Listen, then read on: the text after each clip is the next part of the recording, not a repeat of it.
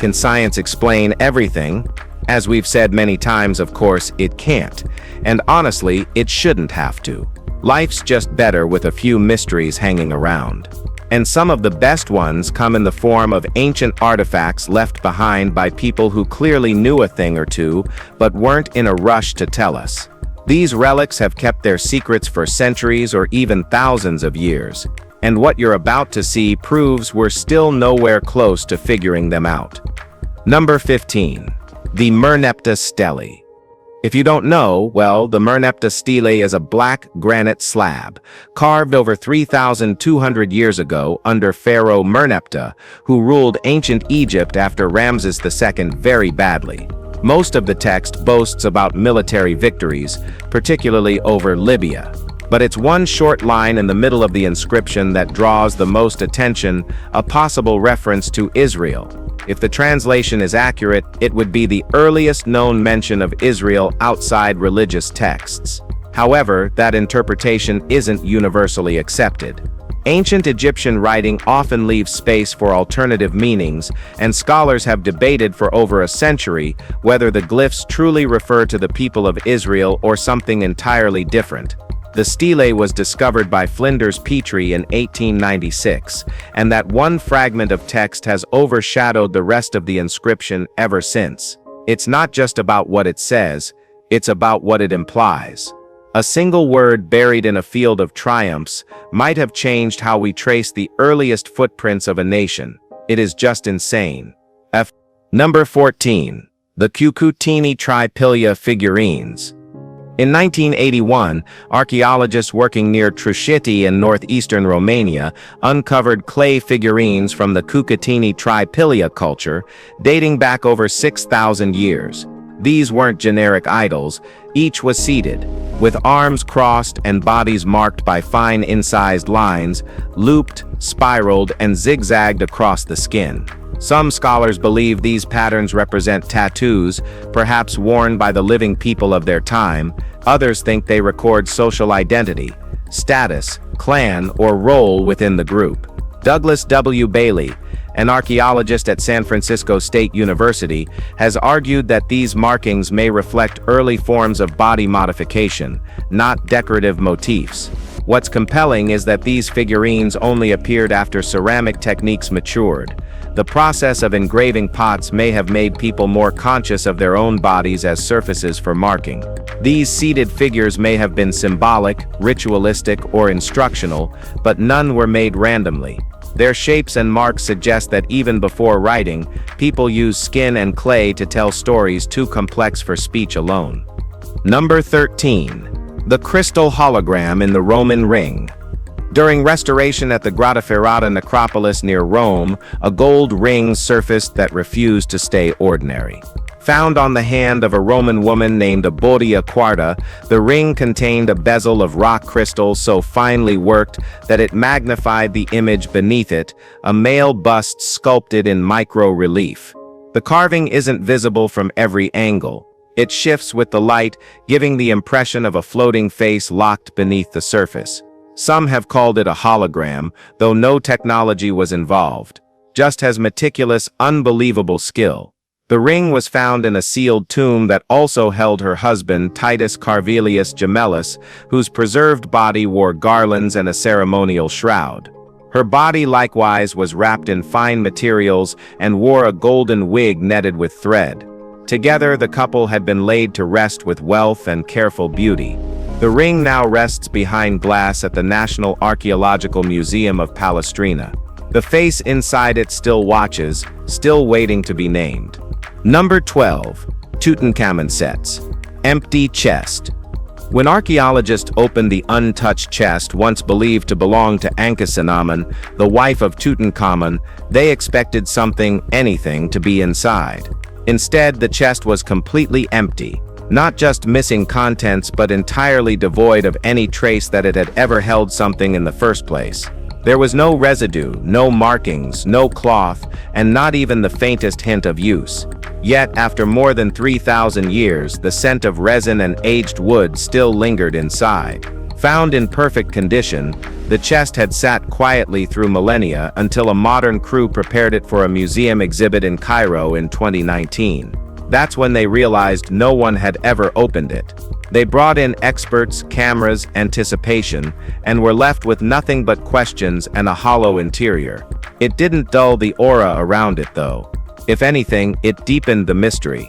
In a tomb already surrounded by legends of curses and bad luck, this chest became another silent puzzle too perfect and too empty to ignore. Who did that to me? Number 11. The Pachacamac idol sep's painted layers.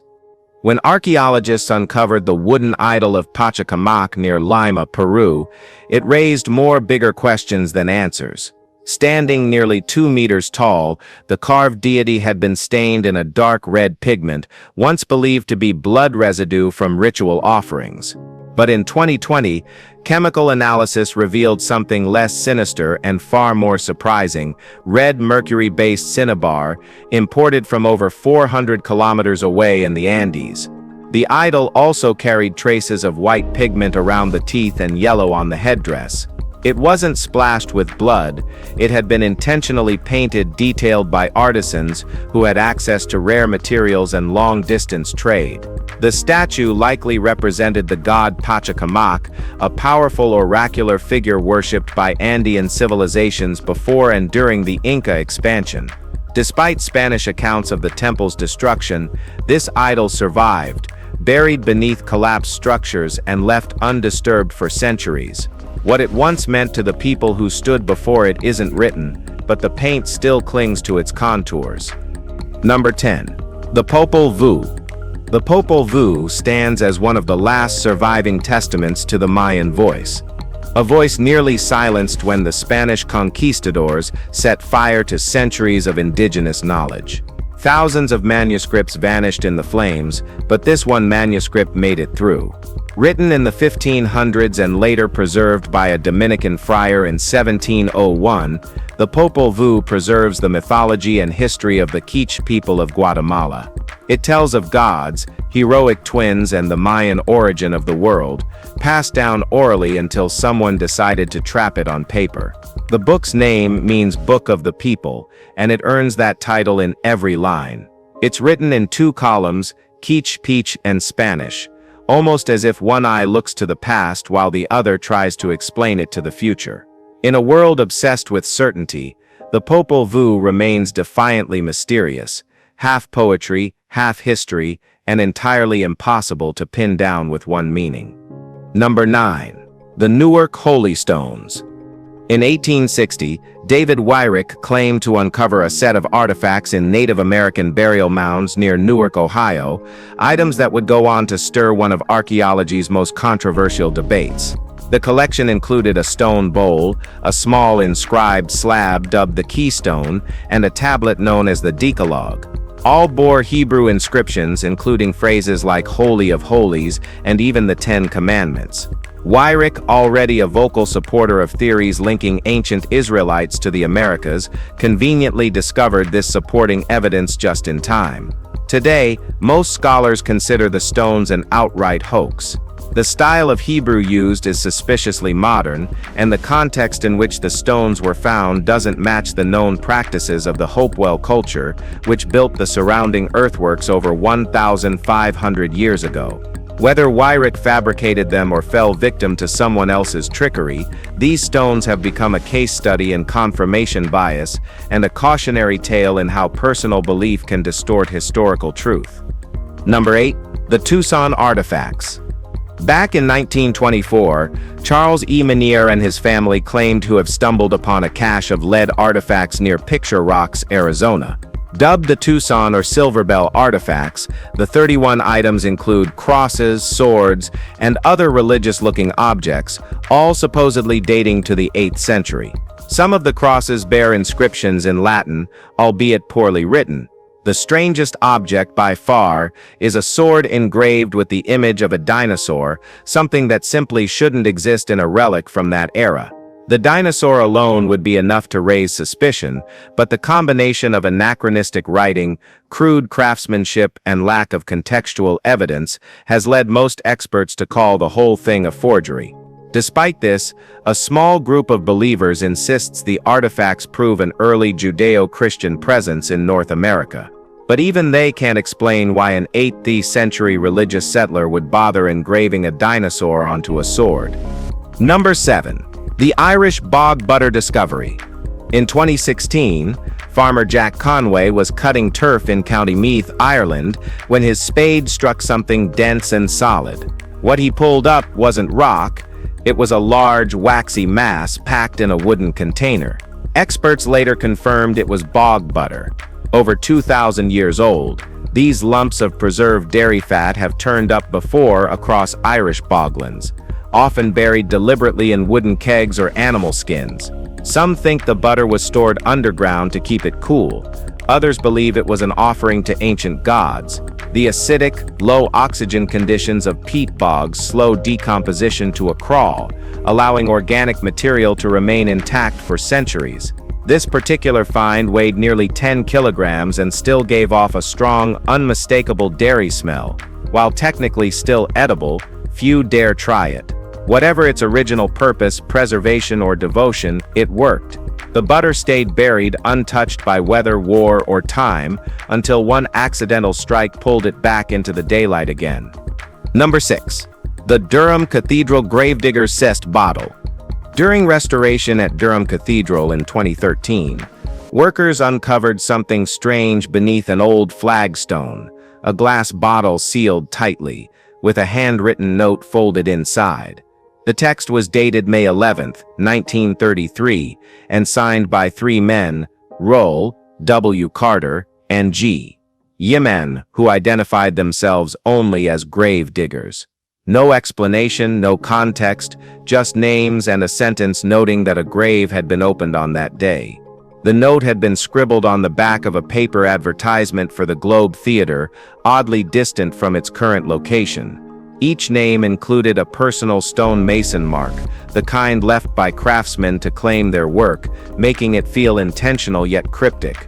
No one knows which grave they opened or why they felt the need to document it in such a bizarre way.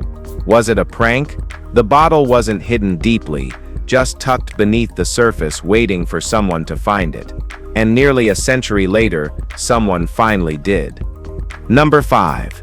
The magical medicine of bezoars. Bezoars are pretty beautiful, right up until you find out what they are. On the outside, they look like ornate gems, often encased in gold or strung onto royal jewelry. But at their core, they're hardened clumps of indigestible gunk, scraped from the guts of animals and occasionally humans. Persian elites once believed they had medicinal powers. Grind one up, drink it down, and supposedly you'd be protected from poison. The Greeks, being more image-conscious, wore them purely as decoration. Whether they knew what they were wearing is anyone's guess. One famous bezoar ended up in Brodick Castle in Scotland, encased in fine gold filigree and hung on a chain like a priceless jewel. That particular one likely made its way through the hands of nobles thanks to the powerful Hamilton family. It's easy to admire it for its craftsmanship, but the moment you remember its origin, admiration gives way to discomfort. It's a perfect symbol of how beauty and revulsion can coexist, often in the same glittering object. What do you think about it? Number 4. The Derveni Papyrus. Found near Thessaloniki in 1962, the Derveni Papyrus was nearly lost before it was ever read. Burned and broken into over 200 pieces, it took a very long time, until 2006 for researchers to finally piece together the faded fragments. What emerged was a complex blend of religious ritual and early scientific thought, written on papyrus between 2,300 and 2,500 years ago. It's anonymous, but scholars have suggested that figures like Diagoras of Melos or Euthyphron of Prospalta might have been behind it. The document offers instructions for sacrificial rites alongside philosophical commentary, merging myth with logic in a way that suggests its writer was navigating two worlds at once, spiritual and rational. Some see it as an attempt to unify science and theology at a time when both were at odds in Greece. The blending of poetry, observation, and ritual points to a mind trying to understand not just the gods but the rules of nature beneath them. What remains is a scorched yet defiant voice from a world in transition. Number 3. The Shipwrecked Treasure. In 2018, divers off the coast of southern England finally brought up encrusted relics from a Dutch ship that sank in 1740. But even with the treasure in hand, no one knows exactly what they've found. That's because everything is encased in layers of hardened rust, so thick it's nearly impossible to see what's inside. The wreck, believed to be transporting silver coins and jewelry, was headed to Batavia in the East Indies. Smuggling British currency into Dutch territory was illegal at the time, which is why some historians believe smugglers drilled holes into the coins and sewed them into clothing to dodge inspections. X-rays might reveal those holes and confirm the theory, but as of now the cargo remains silent, its secrets locked inside a crust of time and salt. 2 years after recovery, updates are scarce. We're left with a sunken story that refuses to tell its ending, a ship full of treasure whose real value lies in the questions it still won't answer. Number 2. The Egyptian Shabdi figures. Small figurines found in ancient Egyptian tombs have left archaeologists guessing for decades. Known as shabtis, they're made from stone, faience, or wood, and often show up in groups, sometimes by the hundreds. Some hold miniature tools. Others carry baskets. A few are inscribed with hieroglyphs, but most aren't. While common in burials of the elite, their exact function remains unclear. The popular belief is that they were meant to serve the dead in the afterlife, standing in for human labor, perhaps even replacing the need for human sacrifices. But that explanation feels more like a patch than a certainty. There's no uniformity to their appearance or use across tombs, and even the origin of the name Shabti remains debated. Some scholars think it relates to the word for command, others to a stick or rod. Regardless of meaning, the figures keep showing up in tomb after tomb, neatly arranged, deliberately placed, yet offering no direct answers. They exist in the in-between space, never fully explained, never fully forgotten. Number 1. Thracian jewelry, with African faces. The Thracians, fierce, wine-loving artisans of ancient Greece and Turkey, weren't exactly known for playing nice with their neighbors. They made beautiful jewelry, sparked plenty of wars, and disappeared into history without much of a global footprint. That's why some of their surviving ornaments raise so many eyebrows.